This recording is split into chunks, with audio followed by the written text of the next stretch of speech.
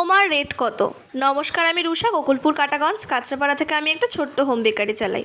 আজ অবধি যত কটা ছেলে আমায় মেসেজ করেছে কেকের জন্য, কখনো কোনোদিনও আমার সাথে একটুখানিও খারাপ ব্যবহার করেনি।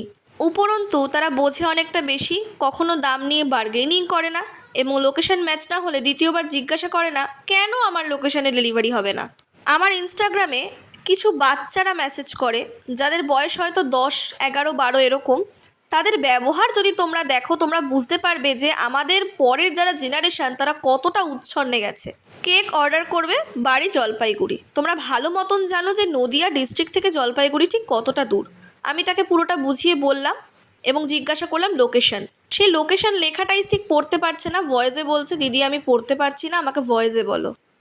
তো ভয়েসে তাকে সমস্তটা বোঝানোর পর সে আমাকে বলছে যে কেন তুমি আমার লোকেশানে দিতে পারবে না, তাহলে তুমি ব্যবসা বন্ধ করে দাও। আরও যে কত বাজে বাজে গালাগালি তোমাদেরকে যদি শোনাতাম তোমরা বুঝতে পারতে। আমি জানি না যে এনাদের গার্জিয়ানরা ঠিক কী করে। একটা বাচ্চা নিজের নামে ইনস্টাগ্রাম চালিয়ে এরকম দেদারসে ইনস্টাগ্রামে লোককে বাজে বাজে মন্তব্য করছে। এরা জীবনে তো কোনো অর্ডার করেই না, উল্টে মানুষকে হ্যারাস্ট করে। এরপর থেকে এরকম কোনো ছোট বাচ্চা যদি আমায় মেসেজ করে আমি ধরে তাদেরকে ব্লক করে দেবো। কথা বলার কোনো প্রশ্নই ওঠে না।